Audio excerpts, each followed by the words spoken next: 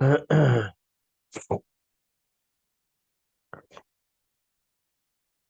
الحمد لله نحمده ونستعينه ونستغفره ونعوذ بالله من شرور أنفسنا ومن سيئات أعمالنا. من يهده الله فلا مضل له ومن يضلله فلا هادي له، وأشهد أن لا إله إلا الله وحده لا شريك له، وأشهد أن محمدا عبده ورسوله.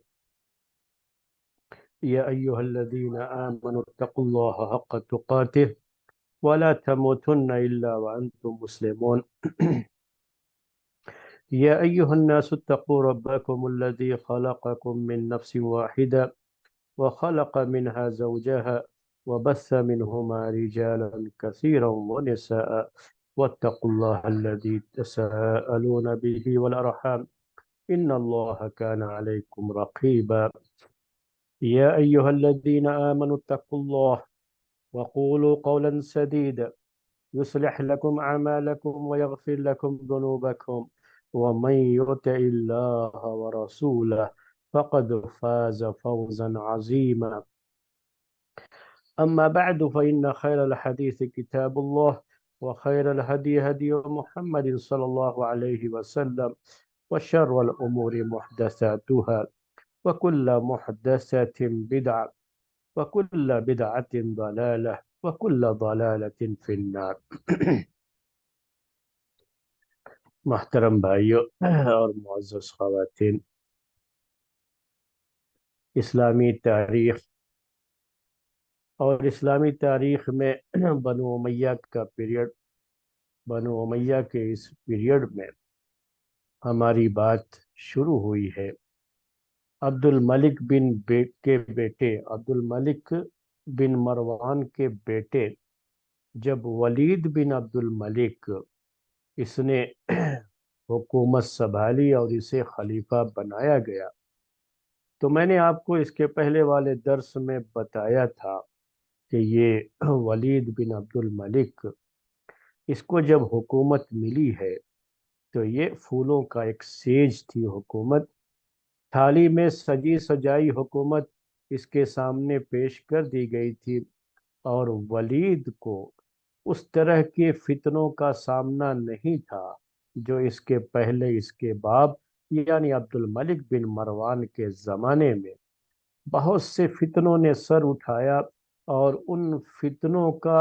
قلاقمہ کیا، ان کو مٹایا، اور سارے فتنے ختم کیے عبد الملک بن مروان نے، جس میں بنو امیہ کے دور خلافت کا ایک بڑا ہی مشہور سپاہی، فوجی جرنیل، حاکم، گورنر،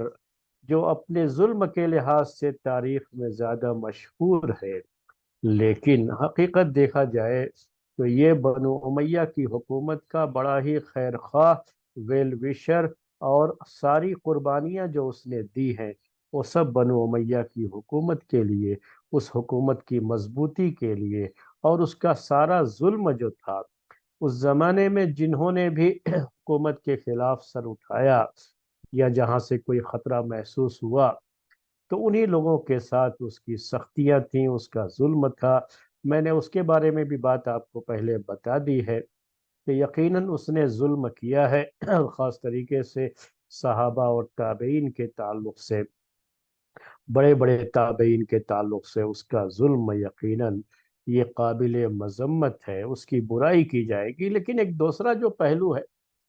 کہ اس نے بڑی قربانیاں دی تھیں بنو امیہ کی اس حکومت کے لیے، اور اسلامی فتوحات جو ولید بن عبد الملک کے دور میں ہوئیں، تو ان فتوحات میں بھی حجاج بن یوسف کا نام خاص طریقے سے یاد رکھا جاتا ہے، کیونکہ حجاج بن یوسف کا ہی یہ کارنامہ تھا کہ اس نے ایسے فوجی جرنیل اس زمانے میں تیار کیے۔ یہ بڑا اہم جو ہے معاملہ ہوتا ہے کہ تربیت کرنا، اور تربیت کر کے بہترین جو ذہن ہوتا ہے، جو ہے آپ آج کی زبان میں جسے کہتے ہیں کہ جو ہے تھنک ٹینک، یا جو ہے اسی طرح سے لیڈرز، تو یہ جو تیار کیا جاتا ہے ان کو، ان کی تربیت ہوتی ہے، اور جو لوگ ایسے لوگوں کی تربیت کرتے ہیں تو اس مربی کا نام بھی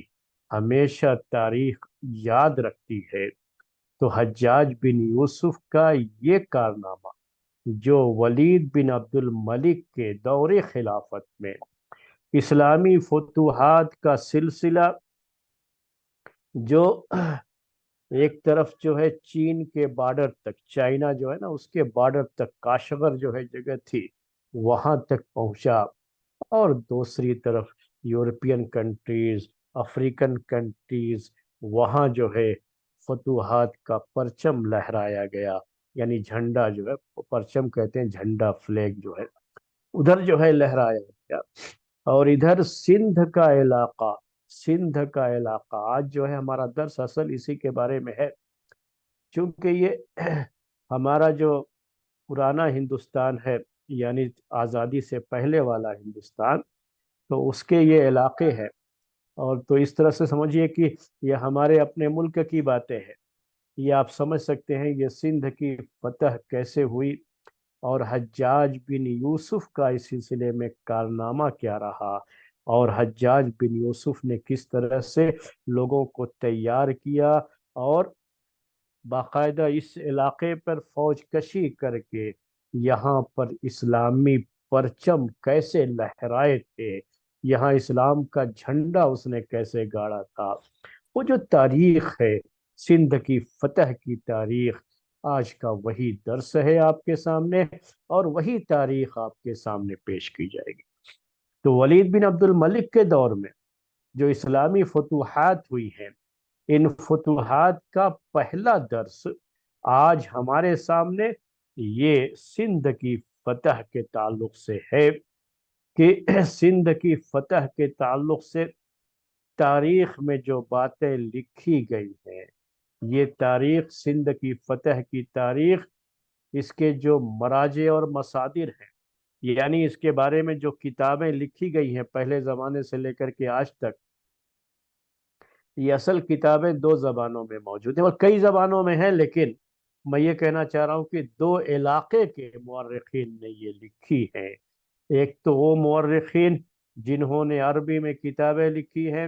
اور جنہوں نے بنو امیہ کی تاریخ ذکر کی ہے، اور بنو امیہ میں ولید بن عبد الملک کی خلافت کا ذکر کیا، تو ظاہر سی بات ہے کہ ولید بن عبد الملک کے خلافت میں، یہ جب وہ خلیفہ تھا اس کے پیریڈ میں یہ علاقہ فتح ہوا ہے، تو اس کا چرچا، اس کا ذکر عربی ان جو ہے کتابوں میں، تاریخ کی ان کتابوں میں مذکور ہے، ذکر کیا گیا ہے۔ فتوح البلدان ایک کتاب ہے عربی کی، یعنی شہروں کا فتح کیا جانا ہے، تو مختلف شہر جو فتح کیے گئے، تو اس کی پوری تاریخ جو ہے اس کتاب میں، اس کتاب کے لکھنے والے نے ذکر کی ہے، تو ظاہر سی بات ہے کہ ان کتابوں میں بھی سندھ کی فتح کا ذکر موجود ہے۔ دوسری طرف جو کتابیں اس علاقے میں لکھی گئی ہیں، اس علاقے سے مطلب سندھ کا علاقہ، ہمارا اپنا ہندوستان، اس علاقے میں جو کتابیں لکھی گئی، مختلف زبانوں میں لکھی گئی، تو ان کتابوں میں بھی سندھ کی فتح کا ذکر موجود ہے۔ تو یہ سب چیزیں جو لکھی گئی ہیں کتابوں میں، جب آپ پڑھیں گے تو چیزیں جو ہے بڑی عجیب سی جو ہے رہتی ہے، یعنی آپ کوئی کتاب اٹھائیں گے تو اس میں بات کچھ اور انداز سے لکھی گئی ہے، دوسری کتاب اٹھائیں گے تو اس میں کسی اور انداز سے بات لکھی گئی ہے۔ اصل یہ مسئلہ یہ ہوتا ہے کہ ہر لکھنے والا، اس کا جو پوائنٹ آف ویو ہوتا ہے، یعنی اس کا جو اپنا نظریہ ہوتا ہے، اس کا جو اپنا خیال ہوتا ہے، اور اس کی جو اپنی تحقیق کہہ لیجئے، اس کے لحاظ سے وہ باتیں ذکر کرتا ہے۔ اسی لیے ان تاریخی روایات میں، تاریخی کتابوں میں اس طرح کا اختلاف بھی پایا جاتا ہے۔ تو سندھ کی فتح کا ذکر آج کے درس میں، اور یاد رکھیے ہم جو باتیں ذکر کر رہے ہیں، ہم نے جو ہے آپ سے پہلے کہہ دیا کہ کتابوں میں باتیں الگ الگ انداز سے آپ کو ملیں گی، اور بیان کرنے والے بھی اپنے اپنے لحاظ سے بیان کرتے رہتے ہیں۔ تو کہیں بھی آپ کو جب یہ تاریخ آپ پڑھیں گے تو اس طرح کی پریشانی رہے گی آپ کو۔ ہماری کوشش یہ ہوتی ہے کہ پوری تاریخ پڑھنے کے بعد جو بہتر جو ہے رائے معلوم ہوتی ہے، اس میں سے جو صحت کے اور جو حق کے زیادہ قریب ہوتی ہے، اسی بات کو آپ کے سامنے ذکر کیا جائے۔ تو آج ہم سندھ کی فتح کے تعلق سے بات آپ کے سامنے ذکر کر رہے ہیں۔ ایک بات اور بھی ذکر کر دوں، کیونکہ یہ مسئلہ اس میں بھی بیان کیا جاتا ہے کہ ہندوستان میں، ہمارے اپنے اس ملک میں، اسلام کیسے آیا، کن دروازوں سے آیا، اور کس طرح سے اسلام یہ ہمارے اس ملک میں پھیلا ہے۔ یہ ایک سوال بھی ہوتا ہے جو بڑا بنیادی قسم کا سوال ہے، اور یہ سوال بھی لوگوں کے ذہنوں میں اٹھتا ہے، اور اس کا جواب بھی جب لوگ دیتے ہیں تو وہ بھی کچھ عجیب انداز سے دیتے ہیں۔ تو اس میں آپ دیکھیں گے کہ بعض لوگ یہی کہتے ہیں کہ یہی باب السندھ، یعنی سندھ کا یہ دروازہ، یہی سبب بنا کہ پورے ہندوستان میں بعد میں اسلام کی لہر پیدا ہوئی، اسلامی جو ہے تعلیمات پھیلی، اور دین کی دعوت و تبلیغ کا یہی راستہ تھا، اسی راستے سے اسلام ہندوستان میں پہنچا تھا۔ تو یہ ایک بات ہوتی ہے جو لوگ ذکر کرتے ہیں، اور آپ بھی جو ہے کہیں سنتے رہتے ہوں گے جو۔ جبکہ ایک دوسری حقیقت بھی ہے، وہ یہ ہے کہ عربوں کے تعلقات ہمارے اس ملک سے سندھ کی فتح سے پہلے سے تھے۔ یعنی سندھ کی فتح کا یہ واقعہ تو 90 ہجری کا ہے، یعنی وہاں سے شروعات ہوتی ہے، 90 سے لے کر کے 92 ہجری جو ہے وہ۔ اس زمانے میں یہ کوئی گھنٹے دو گھنٹے کا معاملہ بھی نہیں ہوتا تھا، بلکہ سالوں لگ جاتے تھے، مہینوں اور سالوں، کیونکہ اس زمانے کی جو جنگیں ہوتی تھی تو آہستہ آہستہ علاقے فتح کرتے ہوئے آگے بڑھتے تھے وہ، تو کافی وقت بھی ہو جاتا تھا، کبھی کبھی ایک ہی علاقہ فتح کرنے میں بھی کئی کئی مہینے لگ جاتے تھے۔ تو یہ تو وہ ہے، یعنی پہلی جو سینچری ہے، ہجری کیلنڈر کی جو پہلی سینچری ہے، وہ اسی سینچری کے آخر میں تقریباً 90 ہجری کہہ لیجئے، 90 ہجری، اس کے قریب جو ہے یہ چیزیں اس کی شروعات ہوئی ہیں، اور جو کئی سالوں تک یہ چیز چلتی رہی ہے۔ میں وہ تفصیلات آپ کے سامنے جو ہے پیش کرنے والا ہوں۔ اور اسلام جو آیا ہے ہندوستان میں، وہ اس سے پہلے تاجروں کے ذریعے سے، جو اسلامی تاجر تھے، جو تجارت کرتے تھے، یہاں تک کہ بعض صحابہ کا بھی ذکر آتا ہے کہ یہ لوگ جو ہے، جو مالابار تھا علاقہ، جو ابھی جو ہے کیرلا کا ایریا ہے، یہ ساحل کا ایریا، آپ جو ہے بیچ کا، آپ دیکھتے رہتے ہیں کہ کیرلا جو ہے یہ پورا اسٹیٹ یہ سمندر کے کنارے ہے بالکل۔ تو وہاں سے عرب تاجر لوگ آتے تھے اور باقاعدہ ان علاقوں میں آ کر کے ٹھہرتے تھے، اپنی تجارت کرتے تھے۔ تو ان میں بعض صحابہ کا بھی نام آتا ہے، وہ پہلے، یعنی اس سے پہلے کی وہ بات ہے، سندھ کی فتح سے پہلے کا یہ معاملہ ہے، ذکر کیا جاتا ہے کہ وہ لوگ آتے تھے، یہاں تجارت کرتے تھے کیرلا میں،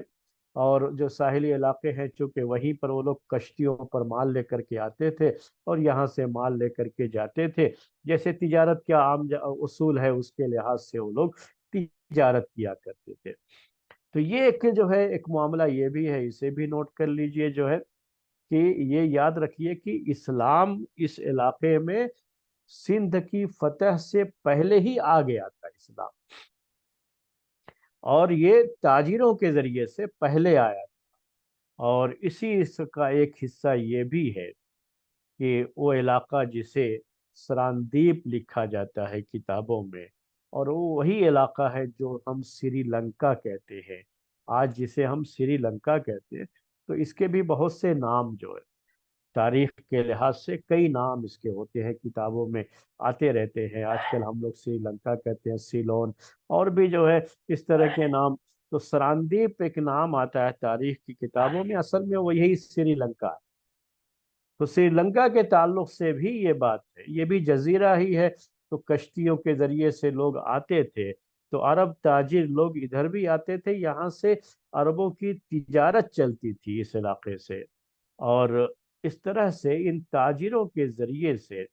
ان علاقوں میں اس وقت بھی اسلام آیا، یعنی ان تاجروں سے متاثر ہو کر کے یہاں کے لوگوں نے اسلام قبول کیا، داخل ہوئے، اگرچہ کہ ان کی تعداد کوئی بہت زیادہ نہیں تھی، کیونکہ اس طرح کے جو حالات ہوتے ہیں اس میں جو دعوت و تبلیغ ہوتی ہے تو اس میں لوگ اسلام قبول کرتے ہیں، ایسا نہیں کہ نہیں کرتے، کرتے ہیں، لیکن اتنی بڑی تعداد نہیں ہوتی ہے جتنی بڑی تعداد اسلام قبول کرنے والوں کی جب کوئی علاقہ فتح کر لیا جاتا ہے تو اس علاقے کے لوگ جس طرح سے بڑی تعداد میں اسلام میں داخل ہوتے تھے، یہ اس زمانے میں بھی تھا، آج بھی ہے، اور ہر وقت یہ چیز رہتی ہے کہ تو اس وقت زیادہ جو ہے وہ پھیلتا ہے، اسی لیے آپ جو ہے وہ علاقے، جو یہ علاقے، جو سندھ کا علاقہ جو فتح کیا گیا، ان علاقوں میں جو اسلام پھیلا اس فتح کے بعد وہ بڑی تیزی کے ساتھ پھیلا، اور اسی وجہ سے مسلم آبادی پورے ہمارے اس ملک کی جو مسلم آبادی تھی وہ ان علاقوں میں زیادہ تھی۔ یہ ابھی وہ سندھ کا وہ علاقہ جو محمد بن قاسم نے فتح کیا تھا، یہ علاقے اکثر ابھی جو ہے پاکستان میں، جو ابھی اس وقت کا جو ہمارا پڑوسی ملک ہے، اس پڑوسی ملک کے ہی یہ سارے علاقے ہیں، اور اس علاقے میں مسلمانوں کی تعداد چونکہ زیادہ تھی، اسی وجہ سے جب تقسیم کا معاملہ ہوا تھا آزادی کے بعد تو وہ علاقے پاکستان کی طرف چلے گئے۔ تو میں وہ آپ کو بتانا چاہ رہا ہوں کہ اس فتح کے بعد جو اسلام پھیلا وہاں پہ وہ بڑی تیزی کے ساتھ پھیلا، اور بڑی آبادی جو ہے اس نے اسلام میں وہ داخل ہو گئی، اسلام میں کو جو ہے انہوں نے تسلیم کیا۔ لیکن یہاں تجارت کے ذریعے سے تو اسلام آیا تھا پہلے، لیکن اتنی بڑی تعداد میں لوگوں نے اسلام نہیں قبول کیا، اسی وجہ سے اس علاقے میں بہت زیادہ مسلمانوں کی تعداد نہیں رہی، وہ تو بعد میں آہستہ آہستہ بڑھتے بڑھتے بڑھتے ابھی جو ہے یہ تعداد آپ کو دکھ رہی ہے، لیکن اس وقت کی بات کر رہا ہوں جس وقت یہ سندھ کا علاقہ فتح ہوا، اس وقت اس علاقے میں بہت زیادہ مسلمانوں کی تعداد نہیں تھی، بہت تھوڑے موڑے جو ہے جو عرب تاجروں کے ذریعے سے جنہوں نے اسلام قبول کیا تھا، جن کے دلوں میں اسلام داخل ہوا تھا، تو وہ لوگ مسلمان تھے۔ تو میں آپ کو اب یہ جو ہے تھوڑی سی تاریخ جو ہے یہ بتانا اس لیے ضروری تھا کہ یہ مسئلہ بھی چونکہ اسی سے جڑا ہوا ہے کہ بعض لوگ جو ہے یہ ذکر کرتے رہتے ہیں کہ اسلام میں، یعنی ہندوستان میں اسلام سندھ کی فتح کے بعد ہی آیا ہے، تو ایسا نہیں ہے، اسلام پہلے آ چکا تھا، اگرچہ کہ مسلمانوں کی تعداد بہت زیادہ نہیں تھی۔ تو ولید بن عبد الملک کے دور خلافت کے تعلق سے یہ بات نوٹ کیجئے، پہلے میں نے ذکر کیا پچھلے درس میں، آج کا درس یہاں سے ہے کہ 4 فوجی جرنیل بہت مشہور ہوئے اور اسلام بڑی تیزی کے ساتھ پھیلا،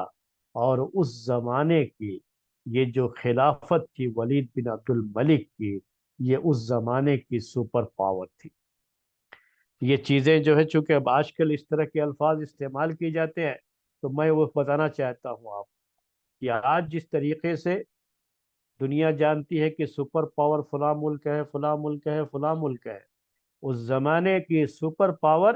یہی خلافت تھی جو ولید بن عبد الملک کی خلافت تھی، اور پوری دنیا میں اس کا ڈنکا بجتا تھا، علاقہ بھی اس کا بہت وسیع تھا، وائڈ جو ہے دور سے دور تک۔ ابھی ہم نے آپ سے کہا کہ ان کا پائے تخت، کیپٹل سٹی، یہ تو دمشق تھا، شام کا ایریا تھا، لیکن وہ عرب کا پورا علاقہ، پھر اس علاقے کے بعد آئے خراسان کا پورا علاقہ، جو ابھی آج کل جو آپ دیکھتے ہیں ایران سے لے کر کے ترکمانستان اور جو ہے یہ افغانستان، اور افغانستان کے اوپر کے جو علاقے جو مختلف جو ہے کسی زمانے میں وہ سوویت یونین کا حصہ تھے اور وہاں پر روس کا قبضہ تھا، بعد میں یہ سب آزاد ہوئی ہے، جتنی بھی یہ چیزیں، یہ جو مسلم ایریاز ہے نا، یہ سب کی سب جو ہے اسی خلافت بنی امیہ کے دور میں ہی اور ولید بن عبد الملک کے دور میں اسلام یہاں تک سب پہنچ چکا تھا، یہاں تک کہ چائنا کے بارڈر تک کاشغر ایک ایریا ہے، وہاں تک یہ ساری حکومت اسی خلیفہ کے ماتحت تھی۔ یہ جو ہے ایشیا کی طرف بات آپ کے سامنے کر رہا ہوں۔ افریقن کنٹریز میں چلے جائیں تو مصر تو پہلے سے ہی تھا اسلامی خلافت میں، وہ خلافت راشدہ سے ہی جو ہے اس کا وہ جو ہے اسلامی خلافت کا حصہ رہا ہے۔ پھر رومن امپائر سے جو علاقے جو ہے چھینے گئے، فتح کیے گئے، وہ سب کی سب جو ہے رہے۔ اس کے علاوہ مصر کے علاوہ بھی جو افریقن کنٹریز ہیں وہاں پر بھی اسلامی پرچم لہرایا گیا، اسلام کی دعوت وہاں تک پہنچی۔ اور پھر ایک اور جو ہے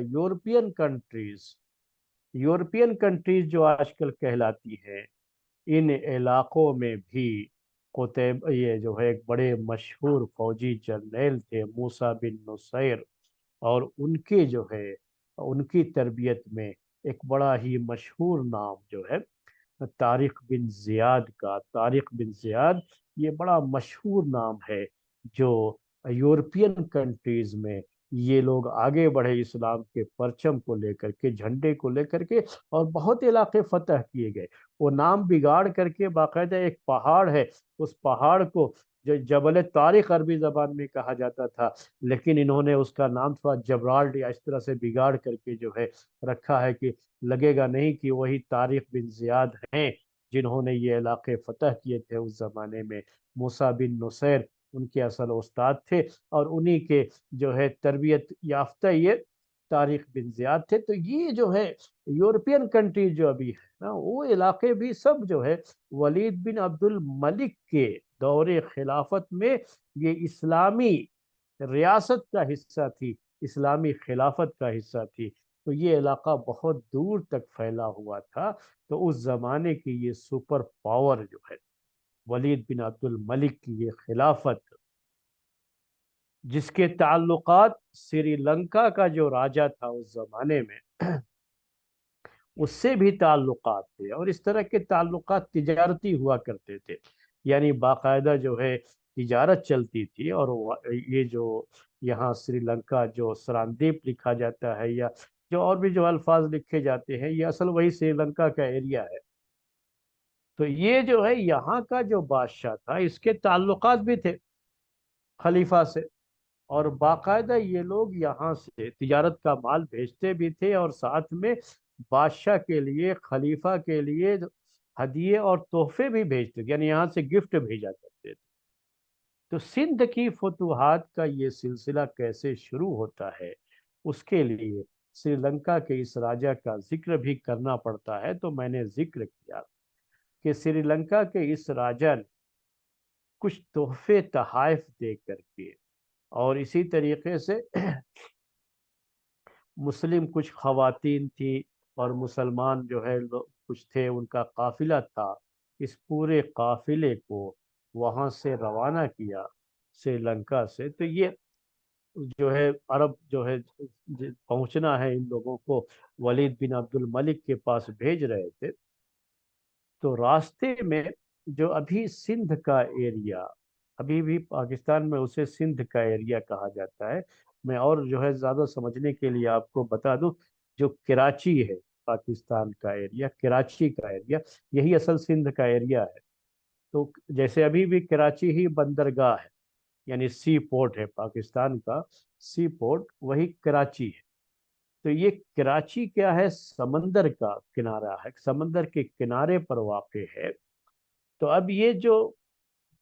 کشتی میں یہ لوگ لے کر کے مال جا رہے تھے، تحفے تحائف جو سری لنکا کے براجا نے دیا تھا، اور جو ہے خلیفہ کے دربار میں اسے پہنچانا تھا، اور اس میں کچھ مسلمان، جو کچھ عورتیں تھیں، بچے تھے، لوگ تھے، وہ سب بھی اس میں سوار تھے۔ تو راستے میں اسی سندھ کے علاقے میں، جو آج کا کراچی کہہ لیجئے، اس علاقے میں کہیں بحری جو لٹیرے ہوا کرتے تھے، قزاق کہتے ہیں، یا جو ہے ہم اس کو ڈاکو کہہ لیتے ہیں۔ ڈاکو جو ہے آپ کو یہ لفظ زیادہ سمجھ میں آئے گا۔ تو یہ سمندر کے جو ہے لٹیرے تھے، یہ ڈاکو تھے، جو کشتیوں کو لوٹ لیا کرتے تھے، یعنی تجارت کے لیے جو مال یہاں سے وہاں جاتا تھا تو راستے میں یہ لوگ لوٹ مار بھی کرتے تھے، اور یہ اس زمانے میں ہوتا تھا۔ سمندر کا بھی خشکی کا جو راستہ ہوتا تھا بائی روڈ، جو ہے آج کے زمانے میں روڈ کہہ رہا ہوں، ورنہ تو اس زمانے کا جو راستہ تھا اس راستے پر جو لوگ سفر کرتے تھے مال لے کر کے، تو یہ ڈاکو لوگ جنگلوں وغیرہ میں چھپے رہتے تھے، اور بہت ہی جب پتہ لگتا کہ کوئی قافلہ آ رہا ہے تو اس پر حملہ کر کے ان کا پورا مال چھین لیا کرتے تھے۔ تو یہ چیز ہوتی تھی پہلے۔ تو بحری کچھ ڈاکو تھے، یعنی سمندری علاقے میں جو کشتیاں مال لے کر کے آتی جاتی تھی ان پر حملہ کر کے یہ چھین لیا کرتے تھے۔ تو اس کشتی پر جو کہ سری لنکا کے راجا نے خلیفہ کے لیے بھیجا تھا، اس کشتی پر حملہ کر کے انہوں نے کشتی لوٹ لیا، اور جو مسلمان عورتیں تھیں، بچے تھے، انہیں قیدی بنا لیا۔ اس میں جو لوگ بھی تھے مسلمان تھے وہ قیدی بنا لیا، اور یہ سب کے سب لوگ اس زمانے میں اس علاقے کا ایک راجا تھا، اسے راجا داہر کہا جاتا تھا۔ تو یہ انڈین جو ہسٹری ہے اس میں بھی یہ نام رہتا ہے، جو لوگ بھی آپ میں سے پڑھے ہوں گے انڈین جو ہے یہ ہسٹری، تو اس میں راجا داہر کا، تو اس زمانے میں وہ اس وقت اس علاقے کا جو راجا تھا وہ راجا داہر تھا۔ راجا داہر یہ تاریخ کی بعض کتابوں میں یہ لکھا ہوا ہے، یہاں پہ اوپینین بدل جاتے ہیں کتابوں کے لحاظ سے، تو بعض جو ہے مورخین نے یہی لکھا ہے کہ یہ جو بحری لٹیرے کی بات ہے، جو یہ ڈاکوؤں کا مسئلہ ہے لوٹنے کا، یہ اصل میں راجا داہر کے آدمی تھے، اور راجا داہر نے یہ حرکت کی تھی، اور اسی نے حملہ کروا کے مال لوٹ کر کے اور ان عورتوں اور بچوں کو اپنے یہاں قیدی بنا لیا تھا۔ جبکہ دوسرے بعض مورخین کا یہ ہے کہ یہ راجا داہر نہیں بلکہ صحیح معنی میں یہ ڈاکو ہی تھے، اور ڈاکوؤں نے حملہ کیا تھا اور ڈاکوؤں نے اس مال کو لوٹ لیا تھا۔ برحال چاہے جو بھی معاملہ ہو، تو یہ ایک واقعہ تھا جو ہوا، اور اس کے بعد اس میں یہ بھی ذکر کیا گیا ہے، اس چیز کو بھی مینشن کیا گیا ہے کہ کسی خاتون نے اس میں سے حجاج بن یوسف کو خط لکھا کہ ایک مسلمان جو ہے تمہاری بہن کی یہ پکار ہے، یہ گوہار ہے تمہارے لیے، اگر دینی جذبہ ہے، دینی حمیت ہے، تو اپنی اس بہن کو دشمن کے چنگل سے، دشمن کے نرغے سے، دشمن کے قبضے سے اپنی اس بہن کی عزت کی حفاظت کے لیے اسے چھڑاؤ۔ اس طرح کی جو ہے بات اس نے لکھی، تو جو لوگ اس میں سے، یعنی قافلے میں جو مرد لوگ تھے ان میں سے کچھ لوگ بچ کر کے حملے سے اپنے آپ کو بچاتے ہوئے وہاں سے بھاگ نکلے تھے، وہ پہنچ گئے تھے، اور ان کے ذریعے سے یہ بات حجاج بن یوسف تک پہنچی۔ تو حجاج بن یوسف جہاں اپنے ظلم کے لیے مشہور ہے، وہی حجاج بن یوسف کی اسلامی غیرت بھی تھی۔ میں نے پہلے آپ کو ذکر کیا ہے کہ بہت سی اسلامی فتوحات میں یہ حجاج بن یوسف کا بڑا کارنامہ رہا ہے، اور اسی طرح سے بہت سی اسلامی خدمات جو تھی، قرآن میں نقطے لگانے، جو ابھی ڈاٹ آپ قرآن میں دیکھتے ہیں، یہ سب خدمات، یہ سب حجاج بن یوسف سے ہی تعلق رکھتی ہیں، یہ سب چیزیں جو ہے۔ تو اسلامی غیرت تھی اس کے پاس، یہ ذکر کیا ہے مورخین نے، خاص طریقے سے عرب مورخین نے، اور اسی غیرت پہ اس نے جب ایک عورت کی یہ گوہار سنی کہ عورت اس سے جو ہے مدد طلب کر رہی ہے، ایک مسلمان عورت جو سندھ کے دور دراز علاقے میں کہیں دشمن کے قبضے میں تھی، اور صرف اس عورت کی عزت اور اس عورت کے اس للکار کے بارے میں حجاج بن یوسف نے، عربی کتابوں میں یہ لکھا ہوا ہے کہ اس نے کہا کہ میں لبیک کہتا ہوں اس آواز پر، بہن میں تمہاری مدد کے لیے جلد ہی پہنچ رہا ہوں۔ تو تو یہ سب چیزیں جو ہے تاریخ کی کتابوں میں ذکر ہے، اور یہاں سے حجاج بن یوسف نے اس علاقے میں اپنی فوج بھیجنے کا ارادہ کیا، ورنہ سندھ کا یہ علاقہ اتنا دور پڑتا تھا۔ ابھی جو اسلامی خلافت تھی، ولید بن عبد الملک کے دور کی جو خلافت تھی، اس خلافت کا جو پایہ تخت تھا، وہ جانتے ہیں آپ کی وہ علاقہ جو ہے ابھی دمشق کا علاقہ، سیریا کا جو ابھی علاقہ ہے، شام، سیریا، فلسطین، اور جتنے بھی یہ جارڈن وغیرہ جو بھی یہ ایریا ہے نا، یہ سب جو ہے اس زمانے کا وہ شام کا علاقہ کہلاتا تھا۔ وہ سارے جو ہے علاقوں کو جوڑ لیں گے آپ، تو اس علاقے سے سندھ کا علاقہ اتنا قریب نہیں تھا کہ آسانی سے اس علاقے پر کہیں بھی فوج کشی کی جائے، جبکہ اس علاقے میں بھی کافی جو حکومتیں تھیں وہ بھی کافی پاورفل حکومتیں تھیں۔ ان کے یہاں جو راجپوت وغیرہ ہوتے تھے اس علاقے کے، وہ بھی جنگ کے لیے بڑے جو ہے بہادر اور مانے ہوئے لوگ مانے جاتے تھے۔ تو یہ کوئی بڑا آسان معاملہ نہیں تھا کہ وہاں سے فوراً جو ہے تلوار اٹھائی حجاج بن یوسف اور آ کر کے جو ہے اس آدمی کو مار کر کے اپنی جو ہے اس مسلمان عورت کو چھڑا کر کے لے جائے، اتنا آسان نہیں تھا۔ لیکن اب یہاں سے ایک دل میں بات آ جاتی ہے، بعض لوگوں نے سندھ پر حملے کو اسی کو ریزن بتایا ہے، جبکہ بعض دوسرے مورخین دوسرے اسباب بھی ذکر کرتے ہیں۔ تو اسباب بہت سے ہو سکتے ہیں، تو اس میں سے ایک سبب یہ بھی ہو سکتا ہے، اور سب سے بڑی بات تو یہ ہے کہ اسلام کی دعوت و تبلیغ اور اسلام کی وسعت جو ہے پوری دنیا میں یہ امن و سلامتی کا پیغام پہنچ جائے، یہ بھی ایک بڑا اہم سبب ہے جس کی وجہ سے اسلامی فتوحات کا یہ سلسلہ چلتا رہتا تھا۔ بہرحال، تو حجاج بن یوسف نے اب یہاں سے من بنا لیا کہ ہمیں سندھ کے علاقے پر حملہ کرنا ہے اور وہاں پہ جو ہے فوج بھیجنی ہے۔ اب کس کو بھیجیں، کیا کریں، کیا معاملہ ہو، اس سلسلے میں اس نے جو ہے پہلے عبید اللہ، غالباً عبید اللہ نام ہے، ایک عبید اللہ اور پھر بدیل ایک نام بھی آتا ہے، تو اس طرح سے اس نے جو ہے فوج بھیجی پہلے مقابلے کے لیے۔ بہت زیادہ وہ جو ہے بڑی فوج نہیں تھی یہ، اور بھیجا، لیکن یہاں جب راجہ طاہر سے ان کی ملاقات ہوئی اور دونوں کا آپس میں سامنا ہوا، لڑائی ہوئی، تو وہ لوگ شکست کھا کر کے واپس چلے گئے۔ یعنی محمد بن قاسم کے آنے سے پہلے اس علاقے میں جو ہے باقاعدہ فوجیں بھیجی گئی، لیکن ان فوجوں کو کامیابی نہیں ملی، اور وہ شکست کھا کر کے، ہار کر کے ان کو واپسی کا راستہ دیکھنا پڑا۔ اس کے بعد ابھی حجاج بن یوسف، اس کے بارے میں نے آپ سے کہا کہ بڑا سنجیدہ تھا، وہ سیریس تھا اس معاملے کو لے کر کے، تو یہی سوچتا رہا کہ کیا کیا جائے،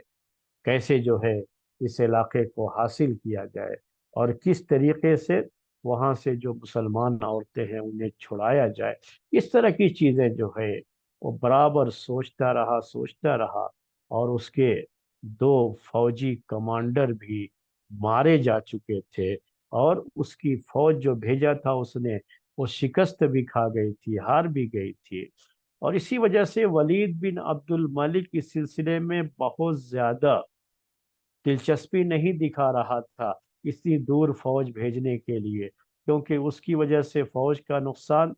مالی نقصان، اور بہت سے لوگ مارے جائیں گے تو اس کا نقصان جو ہے، یہ ساری چیزیں اس کو سوچ کر کے ولید بن عبد الملک نے زیادہ دلچسپی نہیں دکھائی اس کی طرف۔ لیکن حجاج بن یوسف نے، تاریخ کی بعض کتابوں میں یہ بھی ذکر ہے کہ حجاج بن یوسف نے کہا کہ جو بھی اس سلسلے میں آپ کا پیسہ خرچ ہوگا، اس پوری فوج کو بھیجنے کے لیے، اس کی تیاری کے لیے جتنے بھی پیسے، جو بھی آپ کی فائنانس سسٹم ہے اس پر جو بھی بوجھ پڑے گا، اس زمانے میں بیت المال پر جو بھی بوجھ پڑے گا اس کا، اس سے زیادہ جو ہے بیت المال کے لیے اس کو فتح کرنے کے بعد ہم اس کا انتظام کر دیں گے، اور آپ کو اس سلسلے میں کوئی پریشانی نہیں ہوگی۔ تو بہرحال بہت یقین دلایا حجاج بن یوسف نے ولید بن عبد الملک کو، اور اس طرح سے اس علاقے پر مزید بڑی فوجی کارروائی کرنے کی شروعات ہوتی ہے۔ حجاج بن یوسف بیٹھا نہیں اس سلسلے میں خاموش، اس نے طے کر رکھا تھا کہ ہمیں یہ کرنا ہے، تو اس کے لیے اس نے باقاعدہ بڑی فوجی تیاری شروع کی۔ اس سلسلے میں بعض لوگوں نے پیشکش بھی کی، آفر کیا کہ آپ مجھے گورنر بنا دیں، مجھے جو ہے فوج کا سپہ سالار، فوج کا کمانڈر بنا دیجئے، میں لے کر کے جاؤں گا اور انشاءاللہ فتح کر کے آؤں گا۔ لیکن حجاج بن یوسف اس سلسلے میں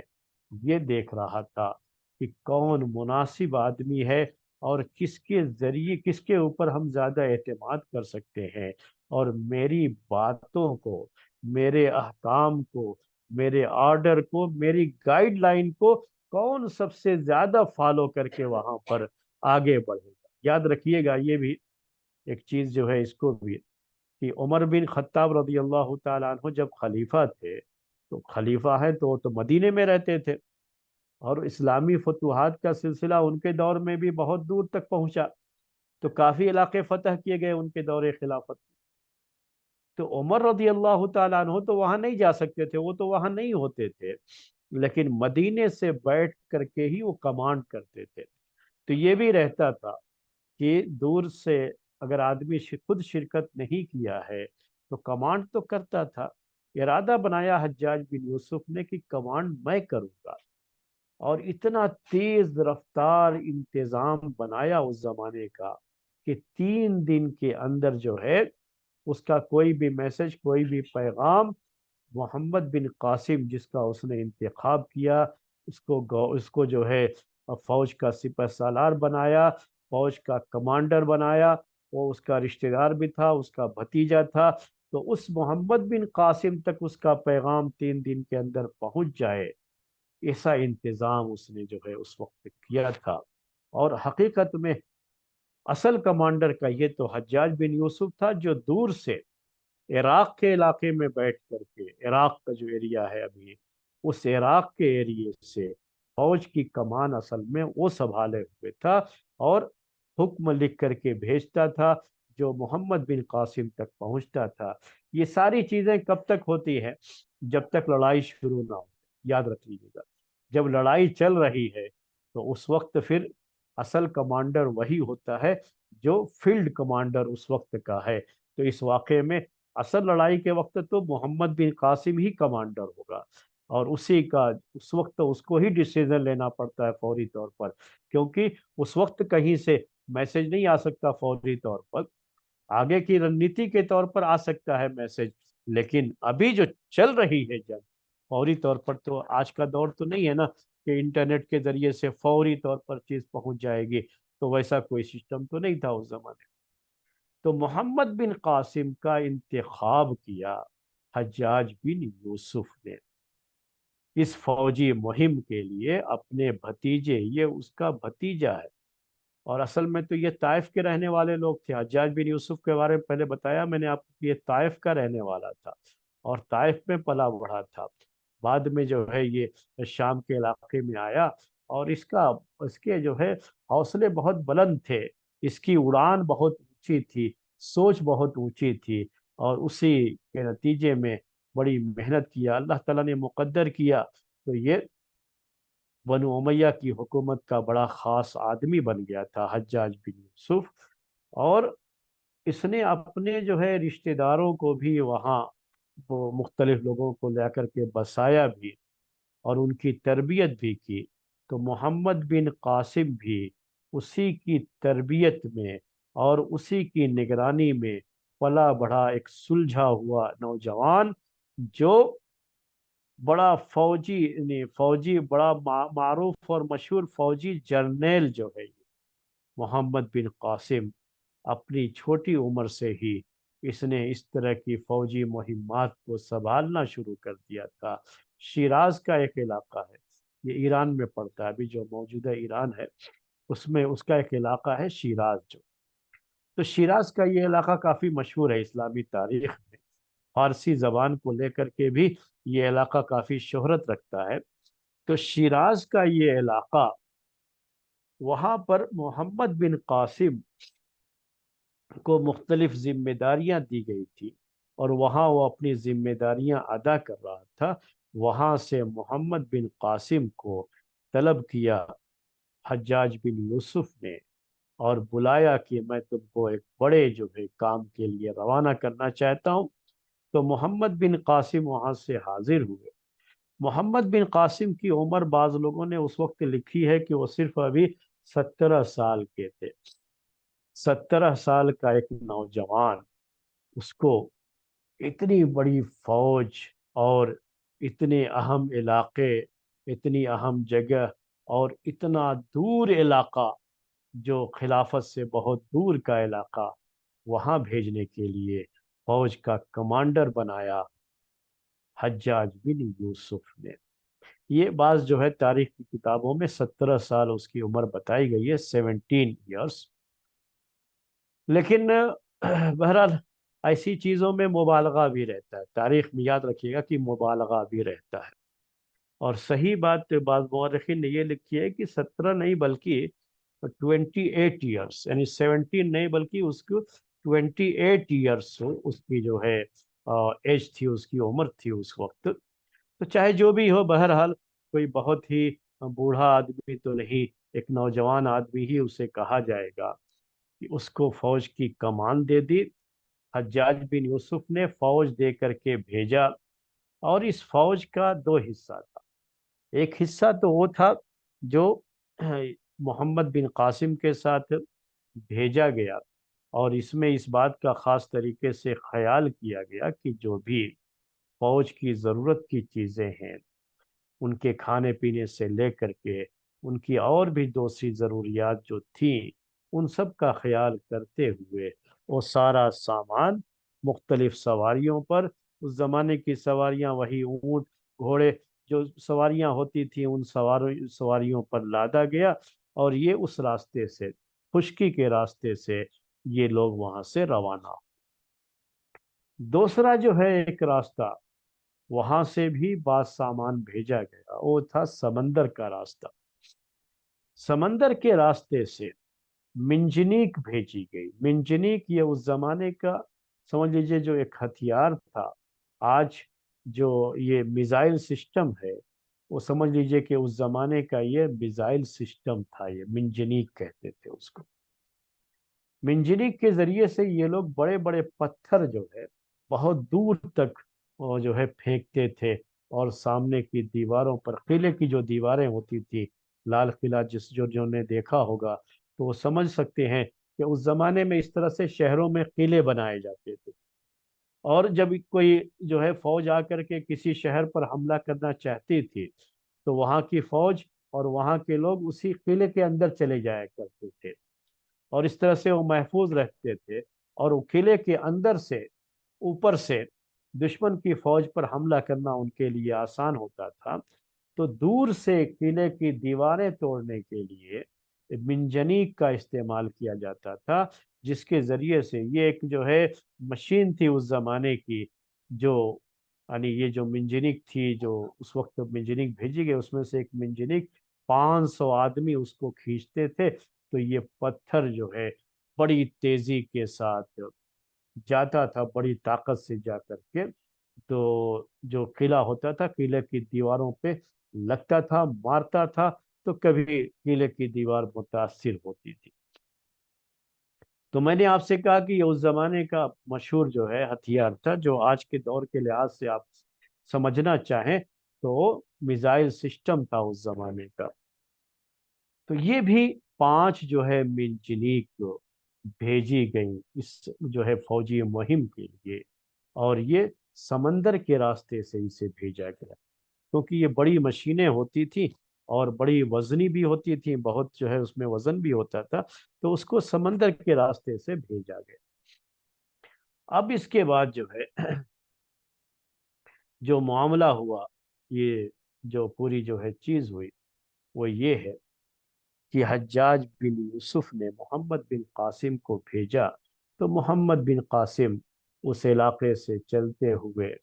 ابھی جو بلوچستان وغیرہ کا ایریا ہے،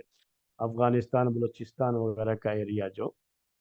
इस इलाके से वो आते हुए मकरान जो है, उस जमाने में मकरान कहा जाता था, एक इलाका था, उस मकरान के इलाके से, ये सब इस्लामी हुकूमत के मातहत थे उस वक्त। यानी यहाँ तक सब खिलाफत का ही जो है खलीफा वलीद बिन अब्दुल मलिक की ही हुकूमत थी पूरी। तो वहां से गुजरे, वहां के बादशाह ने भी, वहां के भी जो है गवर्नर कह लीजिए बादशाह के बजाय, उसने भी काफी मदद की और फौज वगैरह से भी मदद की। इस तरह से ये सब कुछ लेकर के मोहम्मद बिन कासिम सिंध की तरफ आगे बढ़ते हैं। सिंध की तरफ जब ये आगे बढ़ते हैं, तो सिंध का इलाका ये कौन सा था जिस इलाके में वो आगे आए? अभी जो आपका कराची का एरिया है, यानी जो हम बार बार ये कह रहे हैं कि जो पुराना हिंदुस्तान है, यानी आज़ादी के पहले वाला हिंदुस्तान, वो हिंदुस्तान जो है, तो ये कराची वगैरह का एरिया भी जो सिंध का, अभी पाकिस्तान में एक सूबा सिंध कहलाता है अभी भी, लेकिन वो सिंध जो अभी है पाकिस्तान में, उस जमाने का जो सिंध था वो बहुत बड़ा था। ये तो बहुत छोटा सा एक सूबा है, एक जो है इलाका है, वो उस जमाने का बहुत बड़ा इलाका कहलाता। तो आखिरकार सिंध के बॉर्डर तक जो है ये पहुंच जाते हैं मोहम्मद बिन कासिम फौज को लेकर करके। बाज लोगों ने फौज की तादाद 12,000 लिखी है, हो सकता है उससे ज्यादा हो, उससे कम हो, यानी इस लगभग इसी के लगभग जो है फौज लेकर के ये सिंध की मुहिम पर पहुंचे। मकरान के इलाके से गुजरते हुए हमने आपसे कहा कि ये आगे पहुंचे थे ये, और वहां पर जो है मुसलमानों का उन्हें साथ भी मिला था। उसके बाद वो सिंध की सरहद तक पहुंचे, और यहाँ पर देबल एक जगह थी, उस जेब देबल की जगह पर आकर के उसका मुहासरा कर लिया था। मुहासरा का मतलब है कि चारों उसको जो है आकर के घेर लिया। देबल जगह का नाम जो है, अब ये आजकल जो है वो सब नाम इस्तेमाल नहीं होते हैं, और यानी समझने के लिए आपको मैं बार बार कह रहा हूँ कि कराची का जो एरिया है, तकरीबन यही एरिया उस जमाने के लिहाज से। तो देबल के एरिए तक जो है वो पहुंचे। जब ये इस इलाके में पहुंचे तो मंजनीक भी पहुंच चुकी थी, जो उस जमाने का मशहूर हथियार था, और ये समंदर के रास्ते से पहुंच चुकी थी। अब यहाँ पर देबल के इलाके में राजा दाहिर का कब्जा था, और राजा दाहिर के इस जो है इलाके पर आकर के वहाँ का मुहासरा कर लिया, और ये सारी चीजें जो है मोहम्मद बिन कासिम की तरफ से हुई। देवल का ये इलाका कुछ चीजों के लिए बड़ा मशहूर था उस जमाने में, और मशहूर ये था कि इस इलाके में जल्दी कोई शख्स कब्जा नहीं कर सकता था। कोई लड़ाई करेगा तो वो मारा जाएगा। इस तरह की चीजें बहुत मशहूर थी, और कुछ अजीब अजीब बातें लोग जिक्र करते रहते हैं। मैं थोड़ा सा जो है आपको इसमें भी ब्रीफ कर देता हूँ, कि यहाँ तक कि बाज मौर्रिखीन ने हज्जाज बिन यूसुफ के ताल्लुक से भी ये बातें जिक्र की हैं। बड़ा ताज्जुब होता है मुझे कि हज्जाज बिन यूसुफ पहले जब सोच रहा था कि मैं किसको भेजूं, तो उसने नजूमियों का सहारा लिया। नजूमी ये कौन, यानी एस्ट्रोलॉजर जिसे आप कहते हैं, जो सितारों को देख करके आगे की मुस्तकबिल की बातें किया करते हैं। तो उसने जो है नजूमियों ने बताया उसको कि मोहम्मद बिन कासिम इसके लिए मुनासिब हैं, इसलिए उसने मोहम्मद बिन कासिम को भेजा था। ये भी तारीख की किताबों में बातें लिखी हुई। हालांकि हज्जाज बिन यूसुफ से कभी भी आप ये उम्मीद नहीं कर सकते। उनके अकीदे बहुत मजबूत थे, वो जो है इस तरह के कमज़ोर अकीदे वाले लोग नहीं थे, और ऐसे मुसलमान नहीं थे जो नजूमियों की बातों पर यकीन करें या एतबार करें। उसी तरीके से राजा दाहिर के ताल्लुक से भी, जो यहाँ सिंध की तारीख जो उन्होंने लिखी है, उन्होंने राजा दाहिर के ताल्लुक से बहुत सारी बातें लिखी है। तो वो चंद बातें भी आपके साथ शेयर कर लेता हूँ। उसके बारे में एक बात ये लिखी गई है कि राजा दाहिर, इसका मामला ये हुआ, असल में ये फतह के बैकग्राउंड में इन चीज़ों को जानना भी बहुत ज़रूरी है असल। तो राजा दाहिर भी, इसके यहाँ भी उस तरह के नजूमी लोग हुआ करते थे, यानी جو ہاتھ کو دیکھ کر کے، ہاتھ کی لکیروں کو دیکھ کر کے، ستاروں کو دیکھ کر کے، وہ جو شبھ گھڑی ہے، شبھ گھڑی نہیں ہے، آپ ہندی میں سنتے رہتے ہیں، یہ سب جو ان کے یہاں ابھی بھی ہے، اس زمانے میں بھی چیزیں نہیں ہوں گی۔ تو راجہ داہر کے جو نجومی تھا، اس نے وہ یہ بتایا کہ اس کی بہن کا، راجہ داہر کی بہن کا ہاتھ دیکھ کر کے، کہ آگے چل کر کے اسی کا بیٹا اس پورے علاقے پر قابض ہو جائے گا، پورا علاقہ اس کا، وہ راجہ بن جائے گا، بادشاہ بن جائے گا۔ اب راجہ داہر کو یہ سن کر کے بہت پریشانی، گویا کہ میرے ہاتھ سے حکومت جانے والی ہے، وہ بڑا سوچ میں پڑ گیا اس کے بعد۔ تو اس کو مشورہ دیا اس کے وزیر نے، اس زمانے میں بھی یہ جو وزیر لوگ ہوتے تھے، اصل حکومت یہی لوگ چلاتے تھے، اسی لیے ان کو وزیر کہا جاتا تھا۔ وزیر کے اصل معنی عربی زبان میں نا، کہ کسی کو طاقت پہنچانے والا، قوت پہنچانے والا، تائید کرنے والا، اور اس کا جو ہے سمجھ لیجئے کہ دایاں بازو جسے ہم اردو میں کہتے ہیں، تو اس طرح کے جو لوگ ہوتے ہیں انہیں کو وزیر کہا جاتا تھا۔ تو اس کے وزیر نے اس کو مشورہ دیا کہ ایسا کرو کہ آپ خود ہی اپنی بہن سے شادی کر، آپ جب اپنی بہن سے شادی کر لو گے تو جو بچہ ہوگا وہ آپ کا ہوگا، حکومت آپ کے پاس ہی رہے گی، اس کا بہترین حل یہی ہے۔ تو راجہ داہر نے کہا کہ بھائی یہ کیسے جو ہے، وہ میری بہن ہے، میں بہن سے شادی کیسے کر سکتا ہوں؟ چونکہ ہندوانہ تہذیب کے لحاظ سے بھی بہن سے شادی نہیں کر سکتے۔ تو کہا کہ میں پوری جو ہے میری جو قوم ہے، میری پبلک جو رعایا ہے، وہ مجھے کیا کہے گی بعد میں، اور یعنی لوگ جو ہے مجھے ناپسند کرنے لگیں گے، اس طرح کی چیزیں ہو جائیں گی، میں یہ کیسے کر سکتا ہوں، اپنی تہذیب اور مذہب کے خلاف کیسے جا سکتا ہوں، اس طرح کی باتیں وہ تیار نہیں ہو رہا تھا۔ تو ایک جو ہے بات لوگوں نے یہ ذکر کی ہے، میں آپ کے سامنے پیش کر رہا ہوں، یہ اس لحاظ سے نہیں پیش کر رہا ہوں کہ یہ چیز واقعی ہوئی ہوگی، لیکن تاریخ کی کتابوں میں جو اس طرح کی باتیں ہیں جو لوگ ذکر کرتے ہیں، کہ اس نے ایک بکری لیا، اس کے بعد بکری کی پیٹھ پر مٹی، مٹی جو ہے اس کی پیٹھ پر، اس کا جو جسم ہے نا اس پر مٹی، گیلی مٹی ایسے لگا لگا کر کے، اس نے کیا کیا، جو پھول ہوتے ہیں وہ پھولوں، فلاورز، اس کو اس کی اس مٹی پر جو اس کی پیٹھ پر لگایا، اس کو تھوڑا جو ہے اس کے اندر پھول جو اس طرح سے اگا دیے، اور اس بکری کو گھمایا پورے جو ہے علاقے میں، گھمانے والے سے کہہ دیا تھا کہ اچھی طرح سے گھماؤ اس کو۔ اب لوگ جب دیکھیں گے پہلی مرتبہ کہ دیکھو یہ بکری کے پیٹھ پر کیا ہے، پھول کھل رہے ہیں، پھول کھل رہے ہیں بکری کے پیٹھ، لوگ جو ہے بڑا تعجب کر کے دیکھیں گے اسے۔ جیسے ہمارے یہاں آج کل یہ ہوتا ہے کہ قربانی کے دنوں میں جب بقرعید کا موقع آتا ہے تو بکرے جو بکنے کے لیے آتے ہیں مختلف علاقوں میں، تو بڑے مہنگے مہنگے بکرے بیچنے کے لیے وہ بہت کچھ اس میں بھی وہ جو ہے اداکاری اور کاریگری کر کے لاتے ہیں وہ، تو آپ دیکھیں گے کہ کہیں اس پہ اللہ لکھا ہوا، کہیں لا الہ الا اللہ لکھا ہوا، اس طرح کی چیزیں جو ہے، اور یہ بکرے لا کر کے جو ہے منہ مانگی قیمت وصول کرتے ہیں، اور بہت سارے ہمارے بیوقوف لوگ جو ہے اس طرح کے پیسے، زیادہ پیسے دے کر کے ان بکروں کو خریدتے ہیں، جس کی وجہ سے یہ لوگ یہ حرکتیں کرتے ہیں۔ ورنہ کوئی بھی آدمی جو عقل رکھتا ہے وہ سمجھ سکتا ہے کہ اس میں کیا کاریگری کی گئی ہوگی کہ وہ لکھا ہوا نظر آ رہا ہے۔ تو اس نے بھی ایک کاریگری کی کہ وہ مٹی اس پہ لگا کر کے پیٹھ پر اس پہ وہ پھول جو ہے اگائے، لوگ بڑے تعجب سے دیکھے۔ پہلے دن بہت بھیڑ جمع ہوئی، دوسرے دن کچھ کم لوگ آئے، تیسرے دن دیکھنے والوں کی بھیڑ اور کم ہو گئی، چوتھے دن اور کم ہو گئی، پانچویں دن اب کسی کو اس سے کوئی دلچسپی نہیں رہ گئی۔ تو کہا، یہ میں اصل میں اس لیے پیش کر رہا ہوں کہ یہ ایک حقیقت ہے، حقیقت کا مطلب یہ ہے کہ ایسا ہوتا ہے، لوگوں کی طبیعت اسی طرح کی ہے، تو اس کے لیے میں پیش کر رہا ہوں۔ تو کبھی آپ کے ساتھ بھی اس طرح کی چیز اگر ہوتی ہے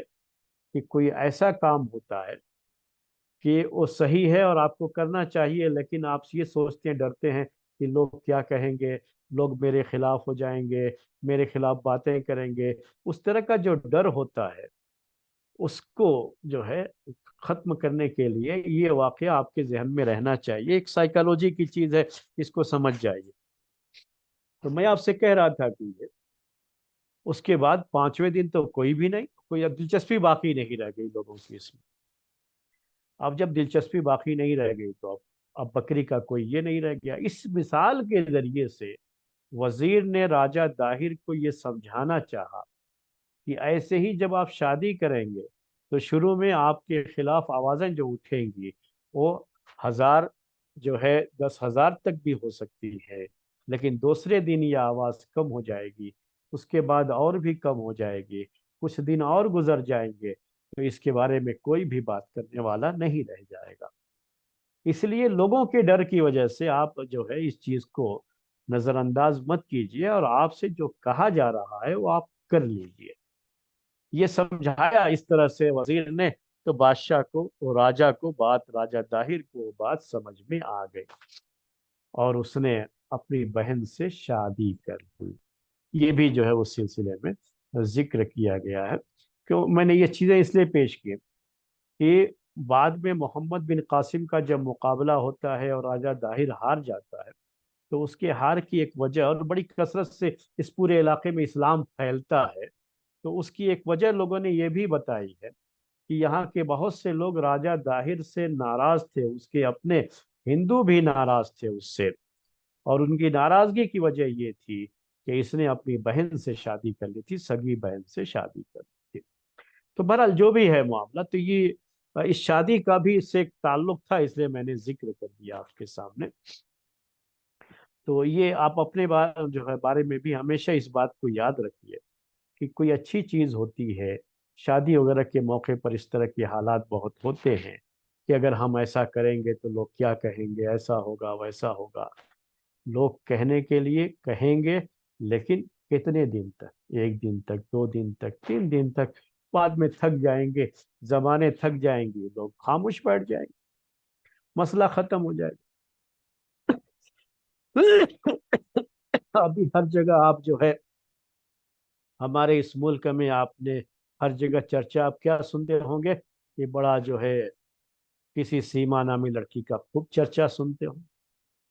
جب تک جو ہے میڈیا کے لوگ اس کو چرچا میں رکھیں گے آپ سنتے رہیں گے، اس کے بعد سب لوگ بھول جائیں گے، کسی کو پتہ نہیں کہ کون تھی، کیا تھی، کہاں سے آئی تھی، کہاں گئی، نہ کسی کو اس کے بارے میں کوئی فکر رہے گی، نہ کوئی چرچا جو ہے بعد میں۔ تو ہوتا یہی ہے کہ کچھ دنوں کے لیے چیزیں ہوتی ہیں، بحث میں آتی ہیں، چرچے میں آتی ہیں، پھر سب بھول جاتے ہیں لوگ۔ وہ سمجھنے کے لیے میں نے یہ بات آپ کے سامنے ذکر کی۔ تو بہرحال دیبل کا یہ علاقہ جس کا محاصرہ کیا ہے محمد بن قاسم نے، وہاں کے تعلق سے بھی ایک جو ہے بات مشہور تھی کہ دیبل کے اس علاقے میں ایک گوتم بدھ کا ایک مندر تھا، یعنی بدھ مذہب کا ایک مندر تھا جس میں گوتم بدھ کا اسٹیچو بیچ میں بنایا گیا تھا، اور اس کے اوپر ایک جھنڈا لگایا گیا تھا، مطلب اس کی جو ہے پوری کیفیت۔ تو وہاں کے لوگوں کا عقیدہ یہ تھا، یعنی دیبل کے لوگوں کا، کہ یہاں پہ ایک ایسا جادو کیا ہوا ہے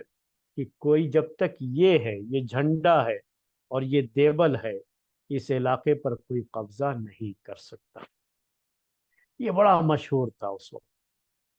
اور اسی وجہ سے وہاں کے لوگ بڑی جواں مردی سے، بڑی بہادری سے مقابلہ کرتے تھے۔ ان کو یہ ہوتا تھا کہ کوئی ہمارے اوپر قبضہ نہیں کر سکتا۔ محمد بن قاسم کو بھی یہ بات پہنچ گئی، سنتے سناتے پہنچتی ہیں باتیں، وہاں کے اس علاقے کے لوگوں سے بات پہنچی یہ کہ یہی مندر اصل ہے، اگر آپ اس پر قبضہ کرنا چاہتے ہیں تو اگر آپ دور سے منجنیق سے پتھر پھینک کر کے اس مندر کو اگر توڑ دیتے ہیں،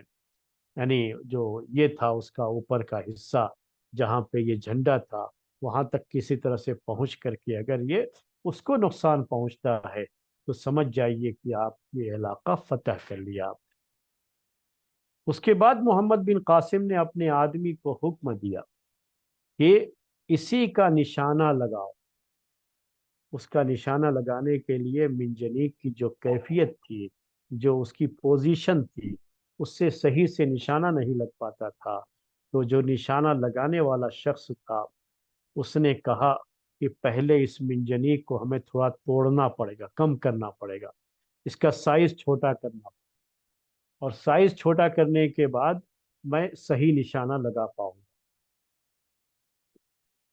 इजाजत दी गई, पहले उसका साइज छोटा किया गया। और उस शख्स ने कहा, मिंजनीक चलाने वाले ने, कि 3 पत्थर के अंदर, यानी 3 मरतबा मैं निशाना लगाऊंगा, अगर पहला चूक गया तो दूसरा नहीं चुकेगा, दूसरा भी अगर चूक गया तो तीसरा नहीं चुकेगा, और निशाना लग जाएगा। अगर 3 पत्थर में निशाना नहीं लगा तो आप मेरी गर्दन मार दीजिएगा। तो बहरहाल बड़े ही यानी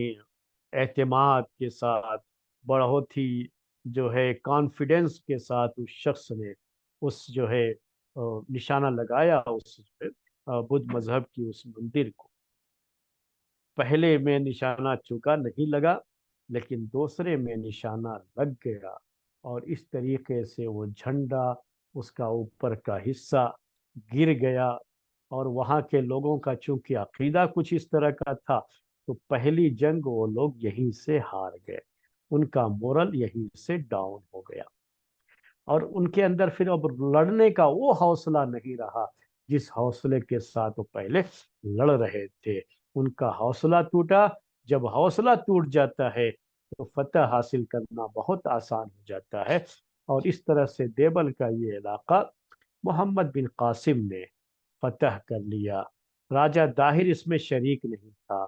ये अलग बात है कि ये इलाका राजा दाहिर ही के रजवाड़े में जो है ये पूरा इलाका शुमार किया जाता था, यानी उसी की मातहत था। तो ये शिकस्त, उसकी भी शिकस्त मानी जाएगी, उसकी भी हार मानी जाएगी।